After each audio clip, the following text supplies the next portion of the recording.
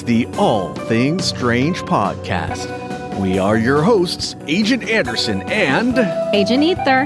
Come along as we discuss UFO sightings, conspiracies, and all things strange.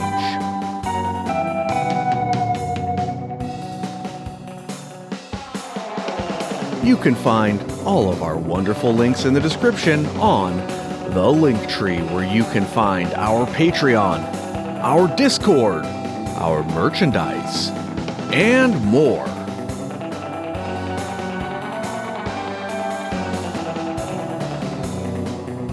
This week's episode, The Silver Conspiracy. All right, before we get started, we've got two wonderful tiers of patronage for you. We've got the first tier will get you all of our bonus episodes and content, including after hours when available. And the second tier will get you the ability to vote on upcoming topics, such as this one. All right, welcome. We're doing the silver market conspiracy, or the conspiracy to manipulate the silver market prices. You know, after we researched this episode, we were talking about how often you're in a thrift store and you run across something silver, like a little tray or even a pitcher, silverware. And I hadn't thought before about how that stuff really has value, like intrinsic value. Right. And before we get started on anything else, I did want to mention Argyria, Argyria. This is when people, I guess there's people who will drink colloidal silver as like a health thing. I don't know anything about it. I didn't have time to read about it. But it can make your skin turn blue, I guess, as the silver builds up in your skin cells. And go look up pictures. These people legit look like Smurfs. It's weird. So you go to the thrift store, you melt down the silver pitcher that you find, and then how do you drink the silver? Well, you buy it on Amazon and then drink it. Oh, you're not making your own. No, as far as I know. You know, stuff like that should really be regulated and controlled by the FDA. People should not be able to purchase silver solutions for consumption off of Amazon or eBay. From what I read, it's not harmful. It's just cosmetic. It's just like getting a tattoo. And colloidal silver might supposedly have some health benefits. I don't know. It definitely has like antibacterial properties. That's one of the uses of silver, is for medical uses, but we're kind of getting ahead of ourselves there.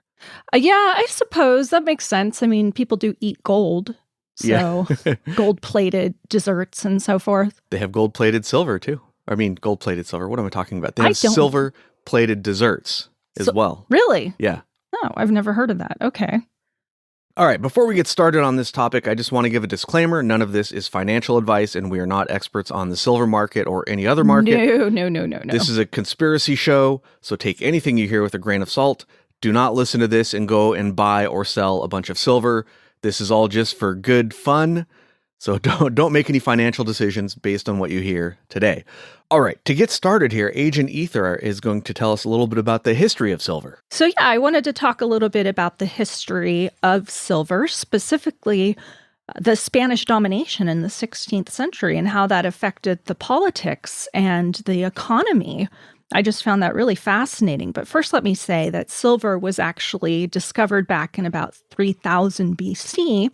And we know that because of carbon dating of jewelry and other artifacts. Egyptian hieroglyphs also refer to silver, and the ancient Egyptians associated silver with the bones of the gods, while gold was associated with the skin of the gods. Well, that's interesting. I didn't know that. Yeah, silver was very rare at that time. In ancient Greece and Rome, silver would eventually become a major form of currency, and Athens actually bankrolled its golden age by mining massive amounts of silver. By the 5th century, silver coins, such as the Athenian drachma, became widespread. You know, they're malleable, they're easy to cut, they're easy to shape and stamp, so they became a form of currency. Fast forward to the 16th century, when European explorers stumbled onto a silver jackpot in the Americas, and the Spanish conquistadors actually hit a motherlode in modern-day Bolivia, and this silver boom funded Spain's global domination at the time. The Spanish dollar, or silver minted into pieces of 8, became the first global currency. Interesting. Like, so from all those pirate stories, they're talking about pieces of 8. That's Pieces what they mean. of 8, yeah. It was widely used in Europe, Asia, the Americas, enabling Spain to dominate international trade. Interesting. The Chinese economy had quite the appetite for silver, and it would go on to adopt silver as its primary currency at around the same time. Spanish galleons transported silver across the Pacific to Manila in the Philippines, where it was traded for Chinese goods like silk. And the Manila galleon trade established Spain as a key player in East Asian markets. It also made them a military power because all this influx of silver funded things like the Spanish Armada, which had an aim to invade England, and wars of conquest in the Americas, in Europe, and North Africa. And they were able to maintain these vast standing armies and fortifications across Europe because of their silver wealth. And I imagine one thing leads to the other. So if you're transporting, tons and tons of silver across the ocean, somebody's going to try to take it from you. So you're going to have to build up your military to protect your goods. The one of the video games I've played in the past was Pirates by Sid Meier. Oh, that's a good game. Yeah, really old game, but it was a lot of fun. And, I think one of the things you can raid as a privateer, more accurately, but one of the things you can raid is like the Spanish caravan carrying precious metals. And it was an issue. The downside to this silver wealth was piracy and war. Yeah. Whenever there's money, whenever a country is dominating another country, there's this imbalance, and it leads to piracy and war.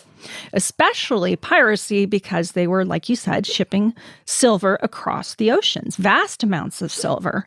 It also led to economic problems. The flood of silver caused rampant inflation in Spain, known as the price revolution, devaluing their currency and destabilizing their entire economy. Rampant inflation. Right.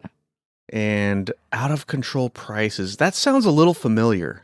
And that's why I wanted to touch on it. Right. Touch on the history, because they became completely reliant on these silver imports and neglected domestic industry and agriculture.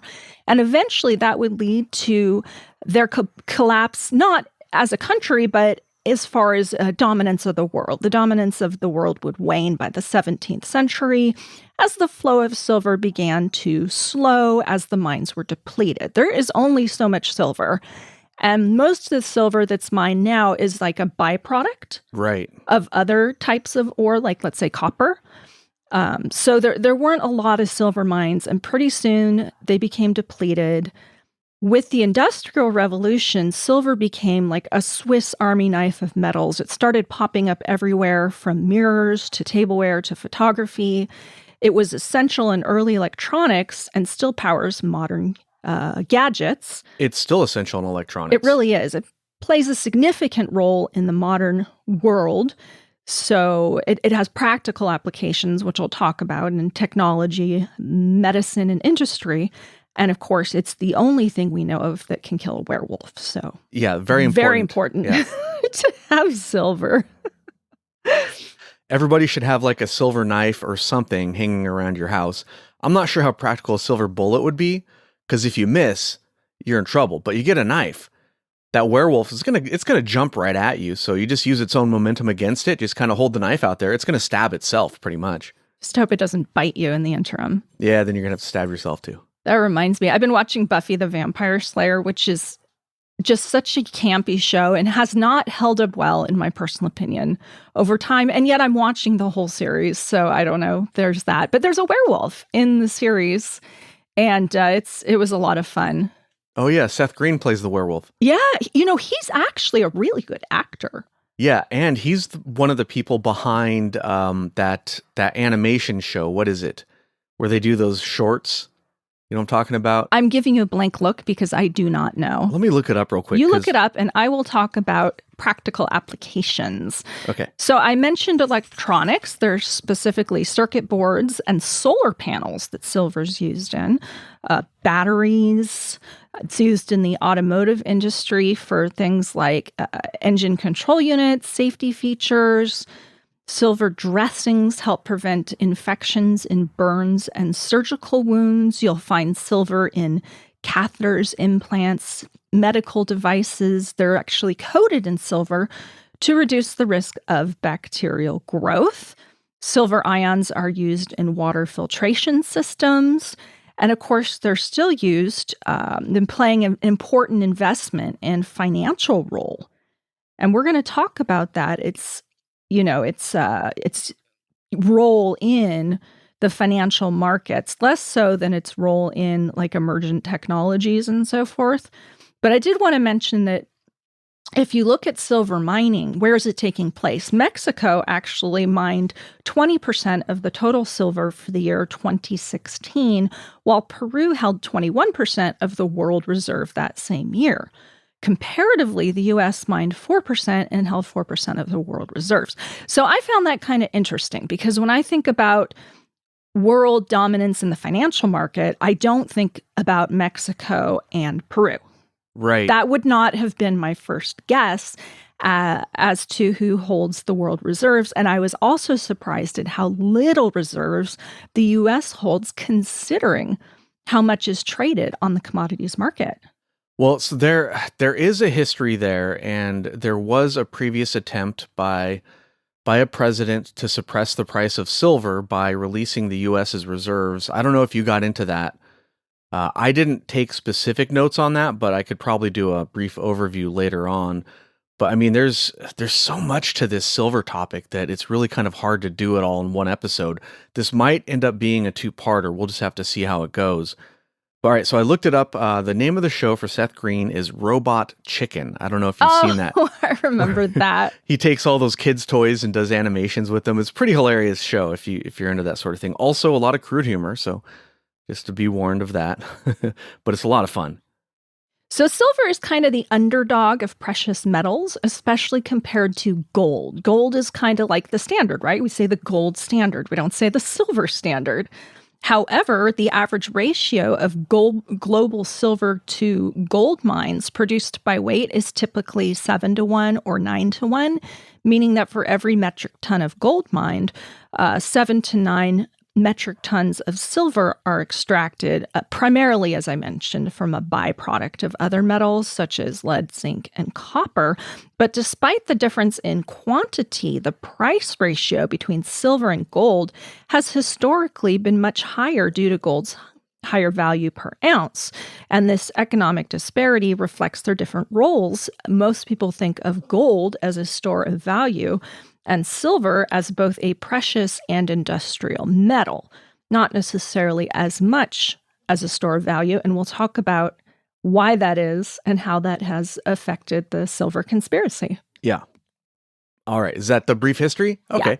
Yeah, we could do multiple episodes about just the history, but that's not really conspiracy stuff so much. It's kind of more, I don't know, interesting stuff, but maybe not super appropriate for this show. So we just did a very brief one there.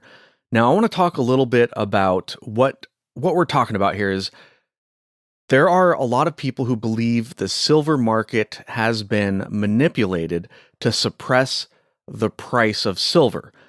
Why would they do that? Well, let's talk about it. And people who are skeptical of this idea, their counter argument is basically, nuh-uh. Like they wouldn't do that. Yeah. There's too many regulations in place. That never happened. Yeah, exactly. I mean, you could read whole articles about it, but it basically all boils down to nuh-uh.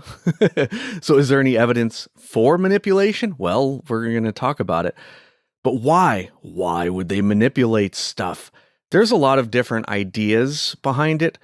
For example, a lower price of silver means that you can accumulate it. So if you could artificially lower the price of silver, you could accumulate a bunch of it.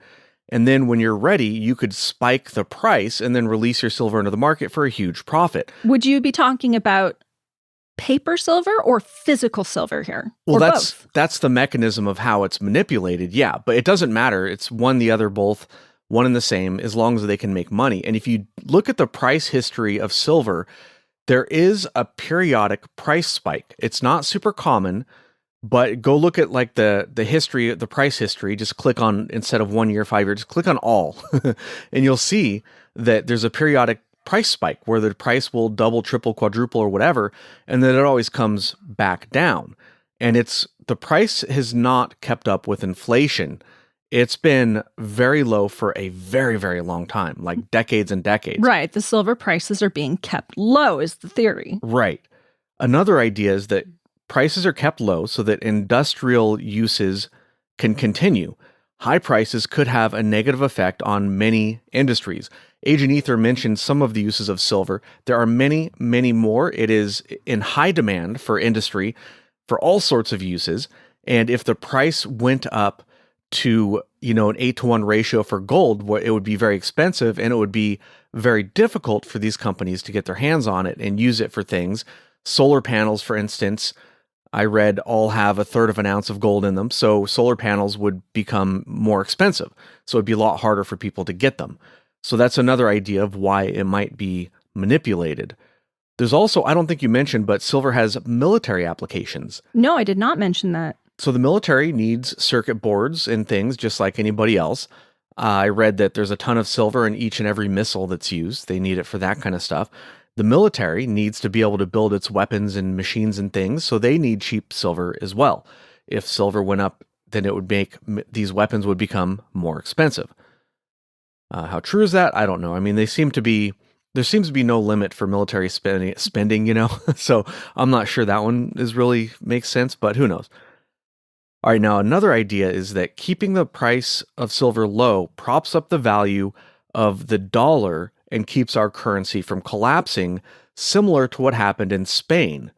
So if people could use silver as a currency instead of the dollar would go kaput. It would no longer be the international exchange, currency, and that would be very bad for our country, which, by the way, has, unprecedented levels of debt.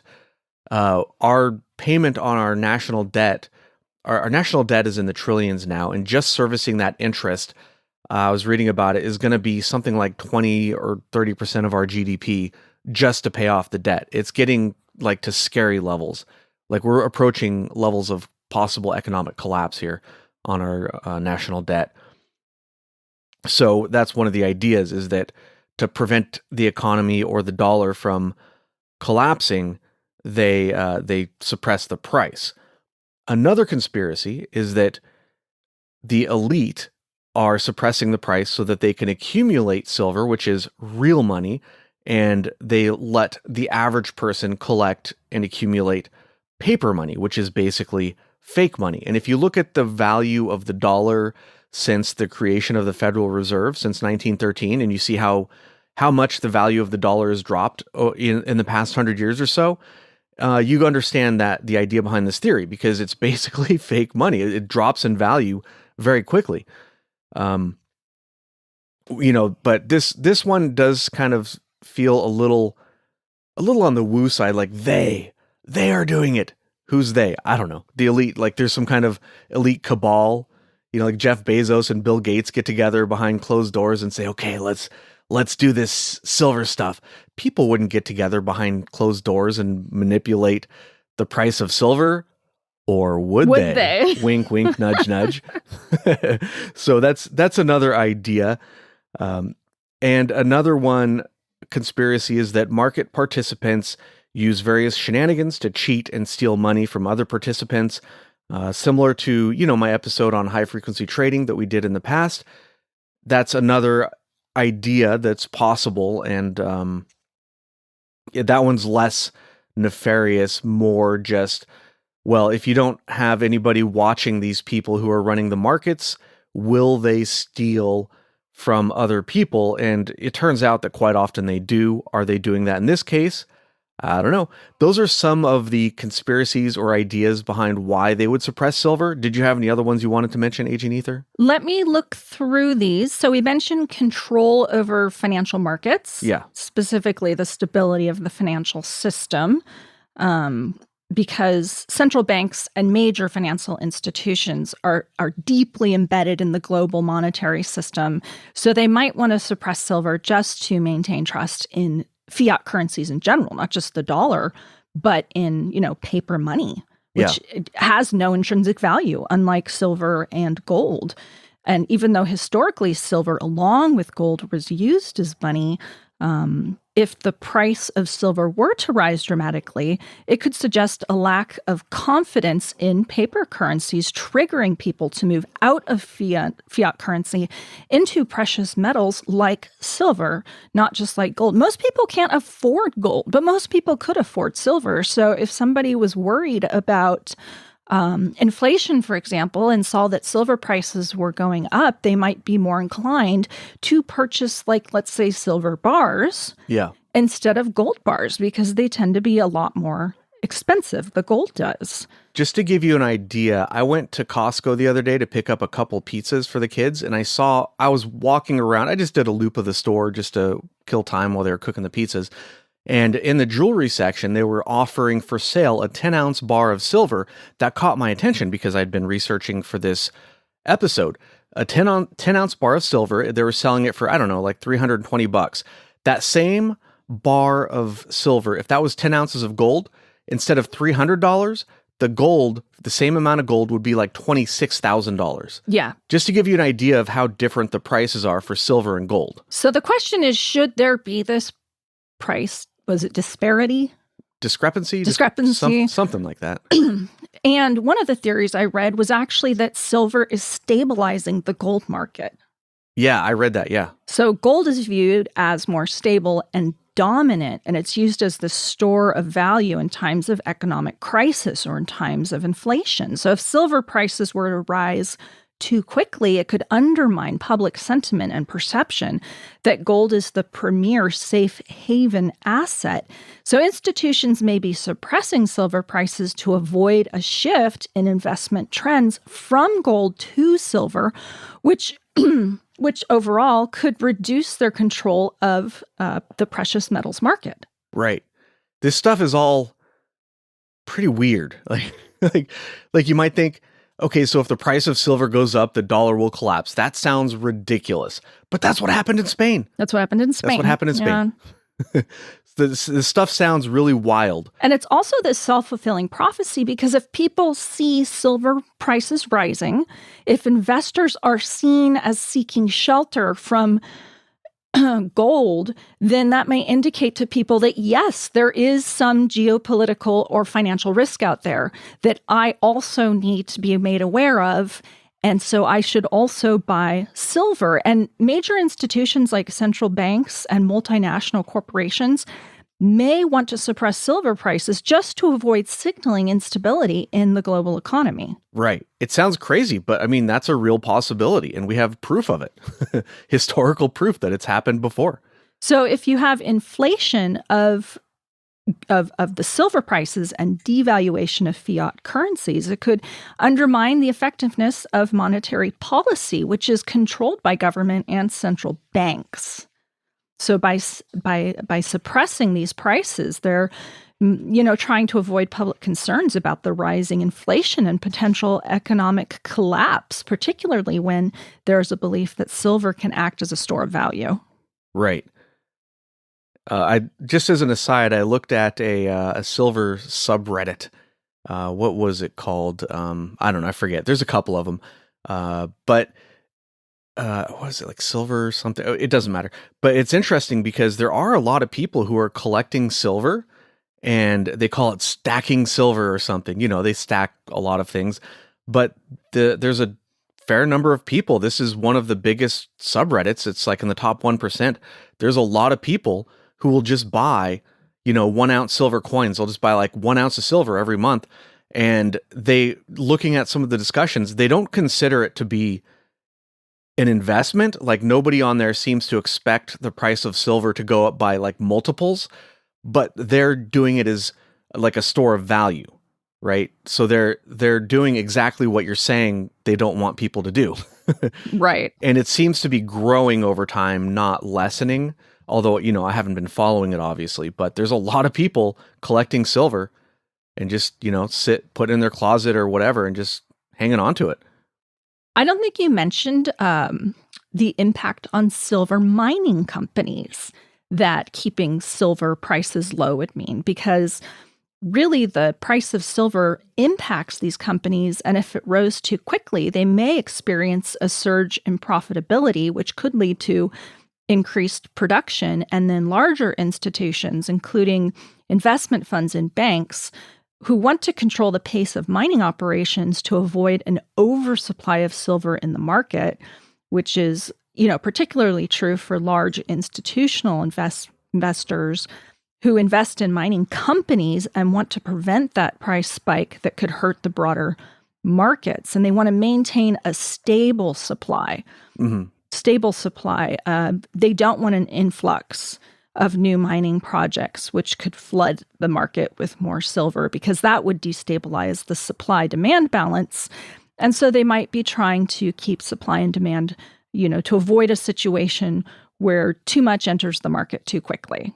Right. And another side idea of that is the silver market is controlled by just a handful of markets. It's pretty centralized. There's just basically one or two places that controls all of the silver trade. And if there was a flood of new silver being mined, they would lose control of that trade. Does it sound far-fetched?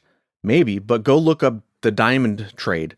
If you look up the diamond trade, you'll see that one company controls almost all of the diamonds in the world. And if they released all those diamonds into the market, your diamond that you paid $10,000 for would now be worthless. They have that many diamonds stored away in vaults, but they release them at a trickle to control the price and the supply. So if people could just go mine a whole bunch of new diamonds, then they would lose control of that supply. We're talking about De Beers here, by the way.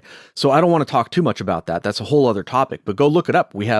The reason I bring it up is because we have evidence from a different market where the supply is being controlled for the company's own purposes. Let's see. And I have one more in here, and I don't quite buy this. So manipulating market sentiment. So keeping silver prices low, correlating to maintaining investor sentiment in other markets. So the idea is if silver prices rise rapidly, it may attract speculative investments that could spill over into other commodities. And by controlling silver prices, institutions can manage investor behavior and reduce the likelihood of speculative bubbles. But that would mean silver played a more significant role than I think it actually does. Right. Although I did see a quote from who was it? I didn't notate. There's just so much for this topic that I just couldn't notate it all.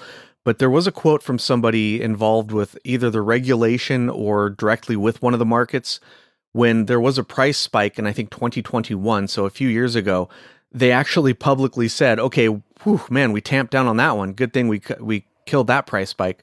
So, I mean, we have evidence that they are actually suppressing the price. That's true, but the question is why? Are they suppressing it to prevent speculative bubbles in other commodities markets? Is it a ripple effect? Yeah. I don't know if I buy that. Yeah, that's true. That silver would have that significant of a ripple effect on other commodities markets. At the same time, maybe it would if it became a competitor to gold and people started purchasing more silver and the price increased. Maybe people would put more money in commodities, but I don't know. Well, I mean, that is a real thing. There is a finite amount of money going around, kind of. I mean, they print more of it all the time, but yeah, there is a limited amount of money swinging around these markets. And just like, a side topic, Bitcoin has gone over $100,000 recently. It's back down, but people on the silver boards are discussing how money's moving from other things into Bitcoin. That money has to come from somewhere, and they're moving it from one thing to another. And actually, on the silver boards I was looking at, they hate Bitcoin because it's kind of a competitor to silver, Yeah. It's a storage of value, essentially.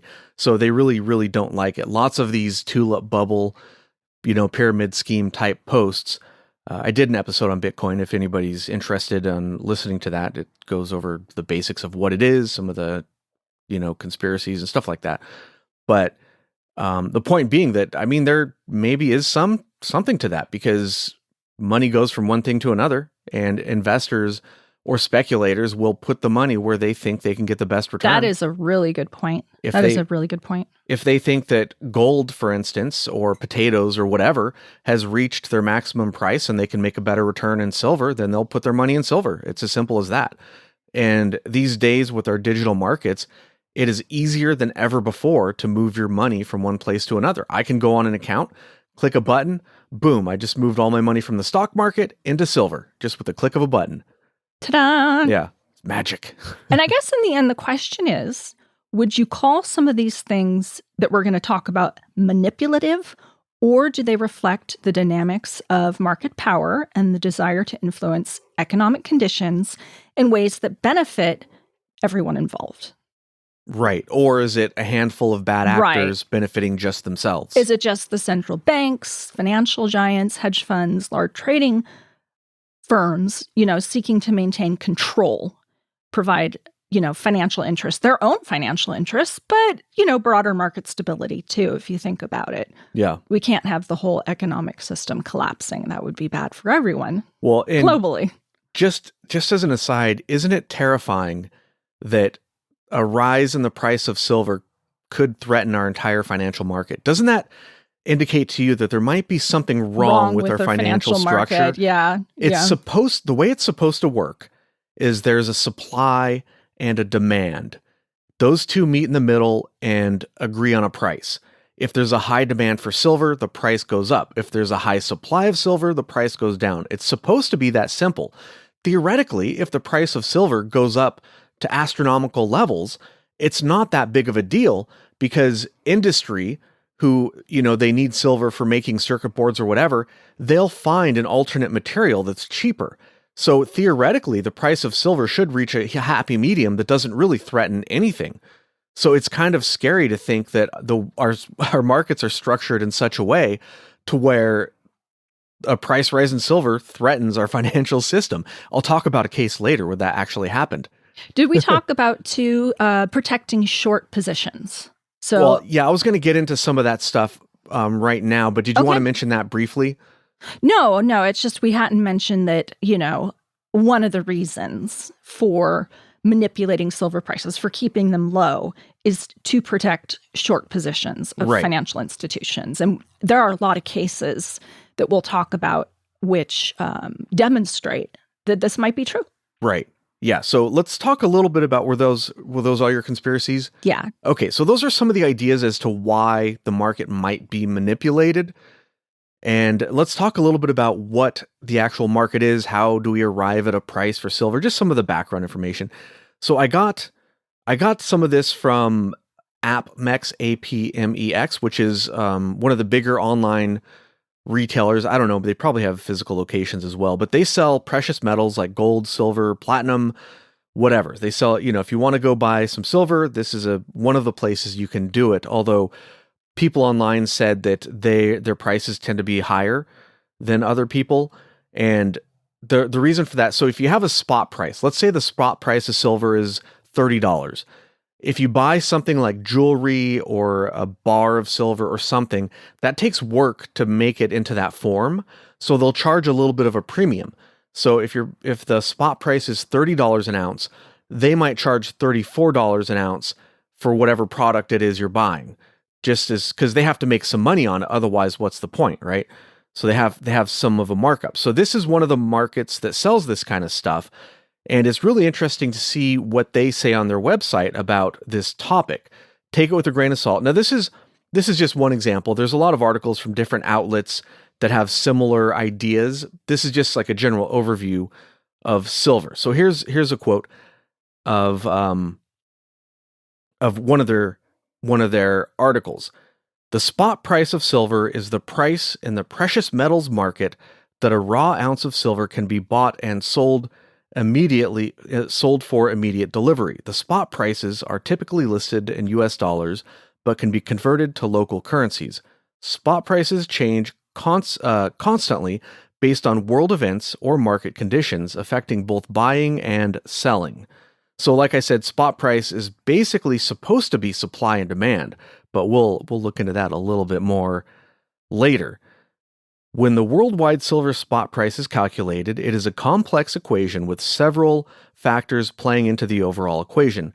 The entities with the most power over the spot silver price do not generally exchange physical precious metals, but instead use derivative commodity contracts to determine the price of physical silver.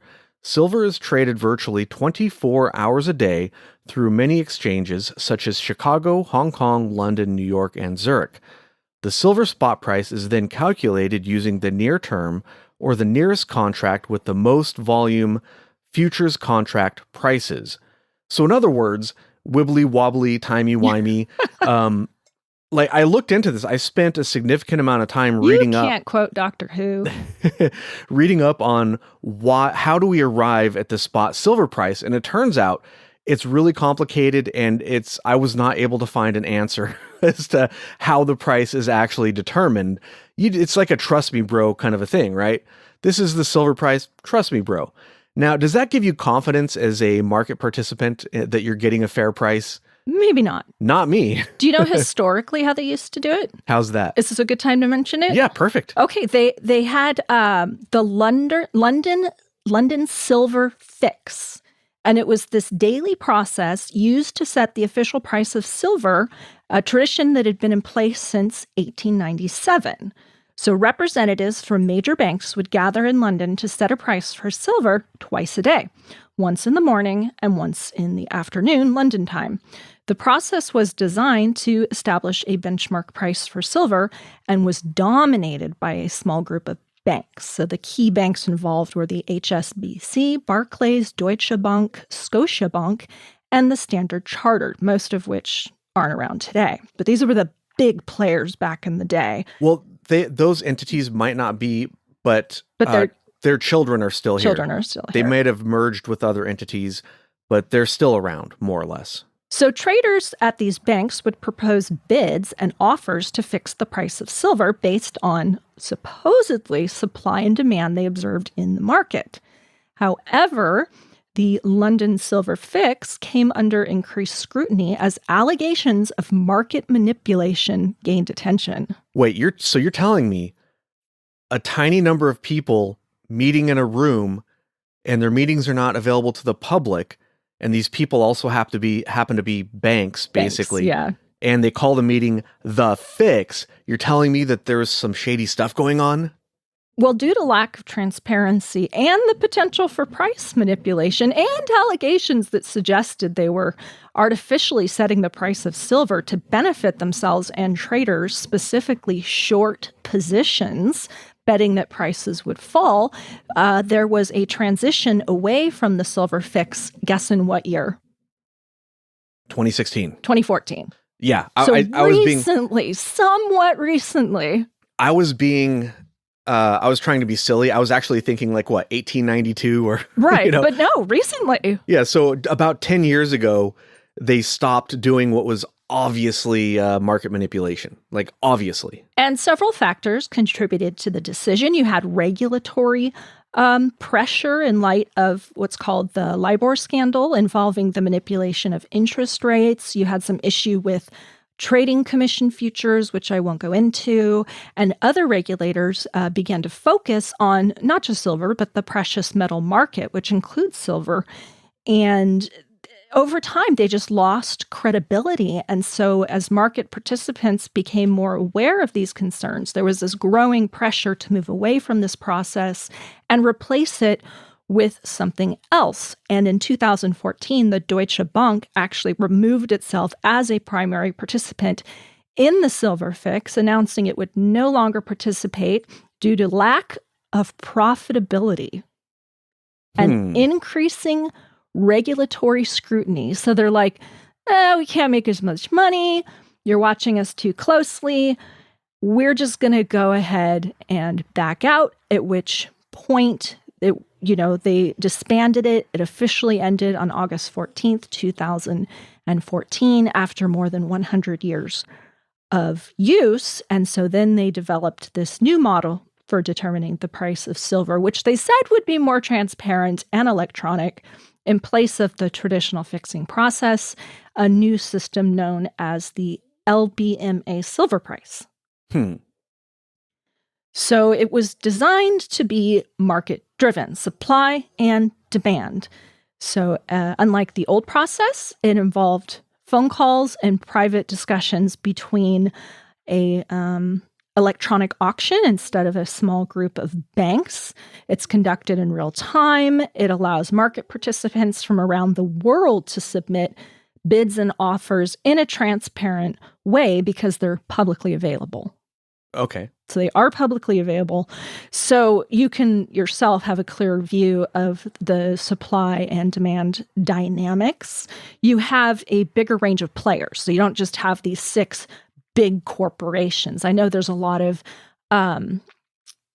umbrella corporations where you have control of most banks by a few players, but even the smaller players here get to have a say. So that's kind of nice. And you have continuous updates throughout the day. You're not sitting around waiting on the price of silver for a month or for whenever they're doing the exchange. It's, continuously updated, and there's oversight by independent administrators like the ICE Benchmark Administration, the IBA, to make sure everybody is complying. And I'm sure it's nothing like the SEC where they have industry insiders regulating the industry they come from. I'm sure it's all on the up and up. All good. Yeah, it's all good. Still, the end of the London silver fix marked a turning point in the silver market, as concerns about the price manipulation and lack of transparency led to the introduction of this open electronic price system with its, benchmarks, transparency, and so forth. Yeah, and that's what I was talking about, in the beginning when I said they wouldn't get together in a room and, you wouldn't have people getting together and fixing the price of silver. That's what I was talking about. And yet, historically. Yet they did. And yet they did. Absolutely crazy.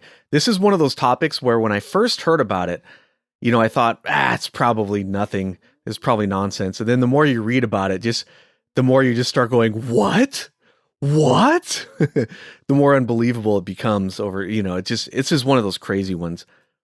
All right. Is that what you had on the fix? That's what I had on the silver fix. All right. Now I want to talk a little bit about COMEX. So here's continuing on from that AppMex article.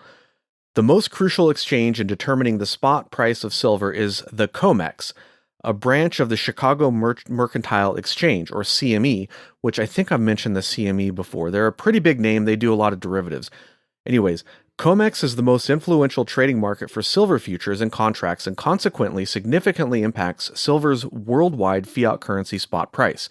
This is one of the exchanges I was talking about. COMEX pretty much controls a lot of the silver pricing. They're basically like the De Beers of silver in a way, although they don't mine it themselves. They can control the price if they want. Futures contracts for silver on the COMEX represent the projected price of 5,000 ounces on a hypothetical future delivery date. However, most futures contracts are not settled in physical silver, but just in cash. Hundreds of ounces of on-paper silver are traded on the COMEX for every ounce of physical silver delivered in the real world. Oh, geez. That doesn't sound like the banking institutes at all, where you put your money in and then they are allowed to, use it for loans at like 10, 20, 100 times its actual value. No, that's exactly what it is. It's exactly that. It's like a fractional reserve system. It is. And there are some legitimate uses for futures contracts, right? For instance, a farmer might want to lock in a price for their crops that aren't ready today. They'll be ready in the future. So they'll do a futures contract, and the buyer of that contract will agree to take delivery for a certain product, let's say corn, potatoes, whatever, in the future for a specified price. So there's legitimate uses for futures contracts, but it also allows for abuse, particularly when you have unregulated markets, or I would argue, there might be quote unquote regulations, but nobody is checking to see if there's like a physical product behind every futures contract. The number I found was somewhere between 300 to 400 times the amount of, for every ounce of silver that exists, there's a futures contract, like 3 to 400 ounces of silver being sold on the futures market for every ounce that exists. In other words, if you bought that futures contract and you wanted actual physical delivery, like that's what a futures contract is for, is to get delivery of the product. If you wanted delivery of that silver, you would not be able to get delivery of that silver because it just doesn't exist. They're trading 300 to 400 times the amount of silver that actually exists in the real world. Just like fractional reserve banking. The difference being fractional reserve banking is generally a 10-to-1 ratio. So I talked about that in the Federal Reserve episode, how they invent money out of thin air. Here they're inventing silver out of thin air, but instead of a 10-to-1 ratio, it's like a 300 or 400-to-1 ratio. So you can see pretty quickly how that can be used to manipulate the price of silver and suppress the price of silver. And it might not be anything nefarious. It might just be, if you're the COMEX exchange, every contract you can sell, you basically make money on that contract. So instead of some nefarious thing, you would just invent contracts out of thin air and you're basically printing money. But the end result of that is the massive price of, massive suppression of the price of the underlying asset, whatever it may be. And in this case, silver. All right. So let's see what our time is for now. What are we at? We're at about a little under an hour, but this is definitely going to be a two-parter. So let's go ahead and stop here, and then we'll do part 2 next time. So actually, we're just going to start part 2 right now, but we're going to split it. If you are a Patreon subscriber, you will get both of those episodes today when I'm done editing those. But if you are not... Congratulations. Yeah, congratulations. You win both episodes. But if you are not a Patreon subscriber, you will have to wait for the regular release date. And yet, I wanted to mention that a friend of mine who also listens to our podcast, so thank you, mentioned to me that we had accidentally released 3 episodes all at the same time. Whoops. So lucky listeners, because it had been a while. Agent Anderson, unfortunately, had COVID again and was quite sick for like a month. I'm still sick. It's a solid month of like coughing and being miserable. And the rest of the family was fine, but he was down for the count. So we hadn't released an episode in quite a while. Like over a month. Yeah. And people were like, is your podcast still going? Are the episodes not getting posted? But to be fair, I had been doing weekly bonus episodes. Yes. Because, the Patreon people, they're paying for that. So I prioritize that. But the regular episodes had kind of fallen by the wayside for a little bit there. A little bit, but I want to assure our listeners that we're making every effort to get these episodes out to you every other week, right? Yeah, that's our schedule, bi-weekly now because of time constraints and so forth. And I also wanted to let everyone know I'm going to make more of an effort to be participating on these podcasts. Sometimes I just get bogged down with life and work, but I find this a lot of fun. So thank you for inviting me to be on your show. Yeah, it's a lot of fun. So if you want instant access to all of these episodes, sign up for the Patreon. The lowest tier that gets you everything, including early access and all the bonus stuff, that's only $3. A month, right? $3 a month. Yeah, $3 a month. And you get so much material. There's a lot of full episodes on there. Yeah. It's not just bonus material and after hours. There are full episodes on there and they're good, especially the ones I'm in. Yeah. And there's all sorts of stuff. We do a variety of things on there for the bonus episodes. Strange news. We've got a lot of those. Sometimes Agent Redacted will come on and we'll do like movie reviews. And so I try to mix it up a little bit, do a wider variety of content that's not necessarily all conspiracy, but just fun stuff in general, So anyways, if you're interested in that, check it out. It's affordable for everybody. Anyways, that's all we got for you this time. Until next time. Keep it strange.